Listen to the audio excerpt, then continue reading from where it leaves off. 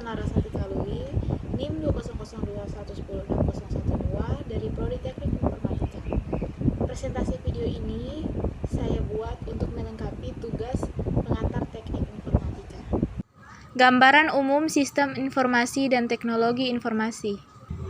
Macam-macam sistem informasi.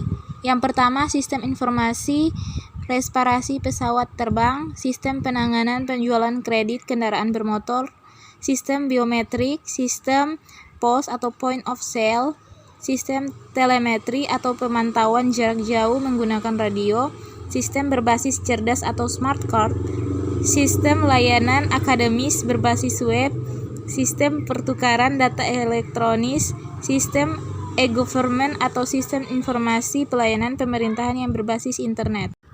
Apa itu sistem informasi? Beragam definisi sistem informasi. Yang pertama, menurut Alter 1992, sistem informasi adalah kombinasi antara prosedur, informasi, orang, dan teknologi. Informasi yang diorganisasikan untuk mencapai tujuan dalam sebuah organisasi. Yang kedua, menurut Hall 2001, sistem informasi adalah sebuah rangkaian prosedur formal di mana data dikelompokkan, diproses menjadi informasi dan didistribusikan kepada pemakai. Yang ketiga, menurut Bodnar dan Hopwood 1993, sistem informasi adalah kumpulan perangkat keras dan perangkat lunak yang dirancang untuk mentransformasikan data dalam bentuk yang lebih berguna.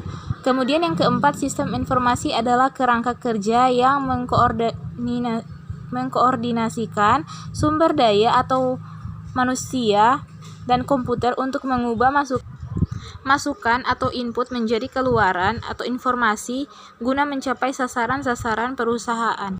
Dapat disimpulkan bahwa sistem informasi mencakup sejumlah komponen, baik manusia, komputer, teknologi, informasi, dan prosedur kerja. Ada sesuatu yang diproses, data, menjadi informasi dan dimaksudkan untuk mencapai tujuan sasaran atau tujuan. Contoh dari sistem informasi yang paling sederhana. Yang pertama yaitu sebagai user. User mengakses komputer sehingga sistem informasi menangkap dan mengambil berkas. Kemudian berkas itu mendapat laporan penjualan atau hasil penjualan yang menjadi tujuan utama oleh user. Next, teknologi informasi ada 4. Menurut para ahli, yaitu Kamus Oxford, studi atau penggunaan peralatan elektronika, terutama komputer, untuk menyimpan, menganalisa, dan mendistribusikan apa saja yang termasuk kata-kata, bilangan, dan gambar. Kemudian menurut Alter 1992 mencakup perangkat keras atau perangkat lunak untuk melaksanakan satu atau sejumlah tugas pemrosesan data seperti menangkap, mentransmisikan, menyimpan, mengambil, dan memanipulasi atau menampilkan data.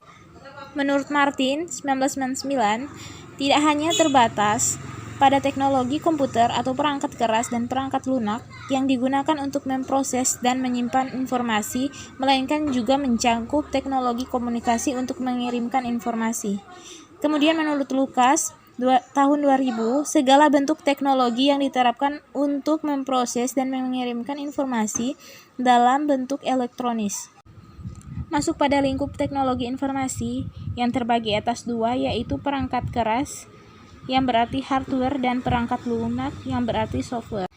Kita masuk pada teknologi informasi menjadi 6 kelompok. Yang pertama, teknologi masukan atau input teknologi. Yang kedua, teknologi keluaran atau output teknologi. Yang ketiga, teknologi perangkat lunak atau software teknologi. Yang keempat, teknologi penyimpanan atau storage teknologi. Yang kelima, teknologi telekomunikasi atau telecommunication teknologi. Yang keenam, mesin pemrosesan atau processing machine atau yang biasa dikenal dengan CPU. Next, kita masuk pada peranan teknologi informasi. Yang pertama, teknologi informasi menggantikan peran manusia atau melakukan otomasi terhadap tugas atau proses. Kedua, teknologi informasi memperkuat peran manusia dengan menyajikan tugas atau proses.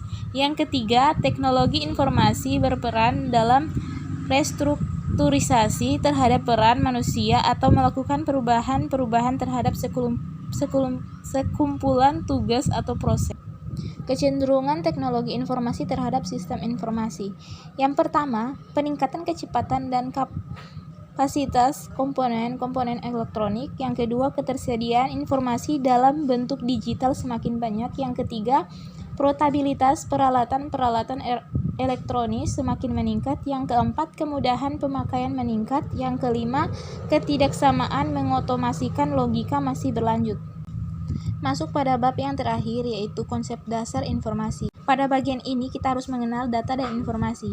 Data yaitu tentang benda, kejadian, aktivitas, dan transaksi yang tidak mempunyai makna atau tidak berpengaruh secara langsung kepada pemakai, dan informasi adalah kandungan makna atau pengertian makna. Dari sini merupakan hal sangat penting karena berdasarkan maknalah si penerima dapat memahami informasi tersebut dan secara lebih jauh dapat menggunakannya untuk menarik suatu kesimpulan atau bahkan mengambil keputusan. Lanjut, karakteristik data dan informasi. Yang pertama ada tipe data. Tipe data di sini ada data tidak terformat, data teks, data suara, data video.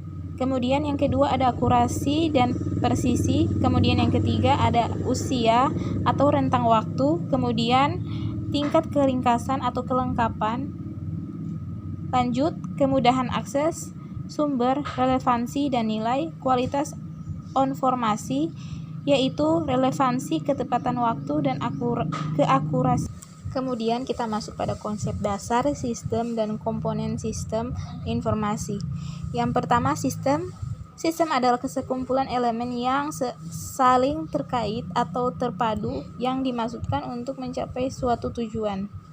Ada beberapa elemen yang membentuk sebuah sistem, yaitu yang pertama tujuan, masukan, keluaran, proses, mekanisme pengendalian, dan umpan balik. Selain itu, ada komponen sistem informasi. Yang pertama, perangkat keras atau hardware, perangkat lunak atau software, prosedur, orang, basis data atau database, dan yang terakhir adalah jaringan komputer dan komunikasi data. Dan yang terakhir pada materi ini adalah arsitektur informasi yang terbagi atas dua, yaitu arsitektur tersentralisasi dan arsitektur desentralisasi. Terima kasih.